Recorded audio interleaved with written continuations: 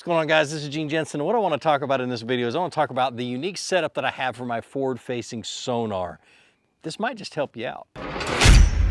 So by having a portable forward-facing sonar system or unit, I'm able to switch between kayaks. I'm able to pull it out of my kayak very, very quick, very easy, to store it in my truck, to secure it in my truck so it doesn't walk away. And it also makes it to where it stays dry in storage. A lot of times when you mount them inside your kayaks, your kayak gets water in it, get a lot of moisture, and it can really cause havoc to your electronics. So I try to keep everything removable that I feel like can be damaged or that I can't replace if it does get damaged. So let's go through my very simple but very effective forward-facing sonar setup. Right. So the first thing I want to go through is I want to go through the module and how I have it set up and stored. So what I have is I have a Harbor Freight box, just a medium-sized box, and I took it and I cut some notches in the lid, both the top, let me show you that, the top right there without damaging the seal, and I did two sizes. I did the size for the transducer cord, and I did the size for the cord that goes to your fish finder. And it's pretty simple how I did it. I could probably run some screws through the bottom of it and be able to mount this thing to where it doesn't bounce around, but I hardly ever trailer with it, so it doesn't bounce around hardly at all. And so, but if you guys notice, I took and I've got some Yak Power plugs that I plugged. I mounted one right there in the box, and that's the power plug. And then what happens is when I close this thing up, I take the extra cord from the transducer that I don't need. Okay, and then I just lay these cords in those notches. It's hard to do with one hand. I probably won't be able to do it with one hand. But I lay it in these notches and I shut the lid, and then it's set to go. Let me do that with two hands and then I'll get back to you. All right, so it closes just like this. Where it goes is I just basically put it behind the seat in my kayak, and I just hold it down with the bungee straps that go around the black pack. Then I have a homemade power cord that I made, and it plugs right into the Yak Power plug.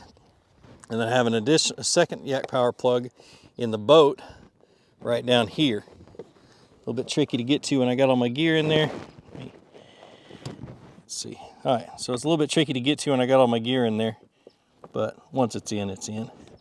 Just wiggle it in, tuck the wire down so it doesn't get snagged in anything, and turn the power on. Now, the plug that goes to the fish finder just goes under the seat, runs up front, and just plugs into the fish finder. And the way I have the fish finder set up is I have to have, well, with forward-facing sonar, you want to be able to see as much detail as you can. So you want to, I give it its own screen. So I've got a 9-inch screen.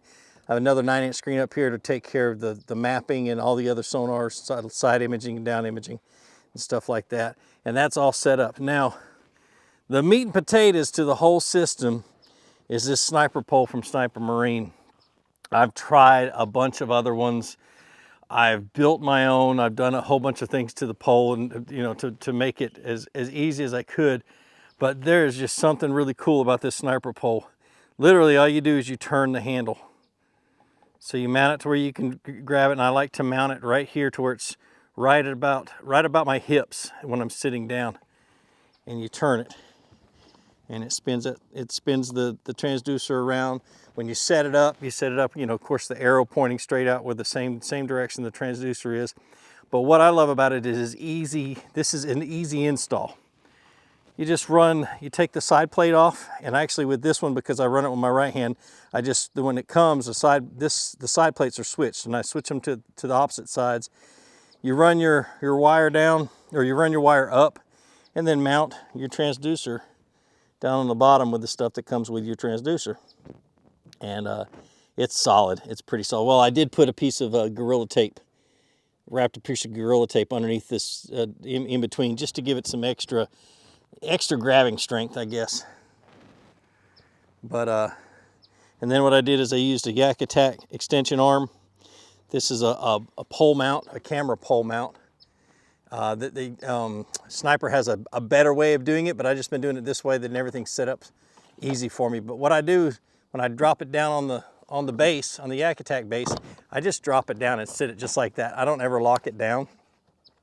And then I just grab it when I need to store it, and I lay it right there. And that flat box keeps it from falling out of the boat, and it just lays right there on the side, quick and easy when I'm going from place to place, and then I drop it back down when I need it. So pretty awesome, and it just makes it portable.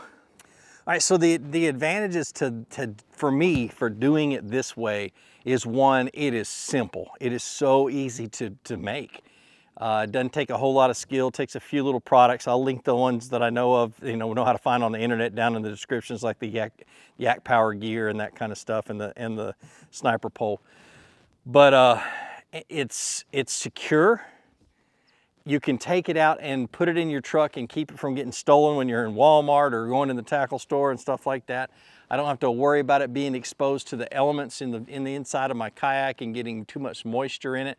I just pull it out and store it in my truck when I'm traveling. It doesn't get bounced around that much, and it's a huge investment, so it's something I really wanted to take care of. That box is not waterproof. It still gets water in it.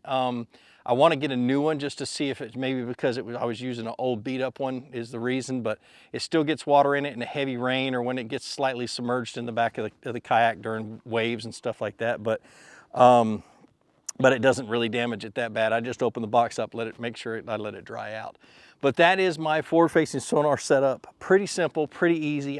Anybody can do it, and I totally recommend for just the ease of use doing it that way. So like I always say, be sure to introduce somebody to fishing. Introduce them to my channel. Let me help you teach them how to fish. More importantly, get out of the water, go out and catch some fish, and have a great day. We'll see you.